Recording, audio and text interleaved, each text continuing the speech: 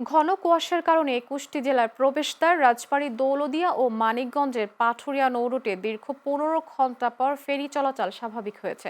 এর আগে শুক্রবার সন্ধ্যা ৭টা থেকে ঘন কুয়াশার কারণে নিরাপত্তার স্বার্থে ফেরিসহ সব ধরনের নৌ চলাচল সাময়িকভাবে বন্ধ রাখা হয়। দীর্ঘ সময় ফেরি চলাচল বন্ধ থাকায় দৌলতদিয়া ও পাটুরিয়া ঘাট এলাকায় পণ্যবাহী ট্রাক, বাস, প্রাইভেট কার সহ বিভিন্ন ধরনের যানবাহন আটকা পড়ে। আজ সকাল ১০টা থেকে পুনরায় সব ধরনের নৌযান চলাচল স্বাভাবিক করা হয়। বিআইডব্লিউটিসি দৌলতদিয়া কার্যালয়ের সহকারী মহাব্যবস্থাপনা পরিচালক মোহাম্মদ সালাউদ্দিন জানান, শুক্রবার সন্ধ্যা থেকে নৌপথে ঘন কুয়াশার কারণে নিরাপত্তার স্বার্থে ফেরিসহ সব ধরনের নৌ চলাচল বন্ধ রাখা হয়। কুয়াশার ঘনত্ব কমে গেলে আজ সকাল ১০টা থেকে ফেরি চলাচল পুনরায় স্বাভাবিক করা হয়।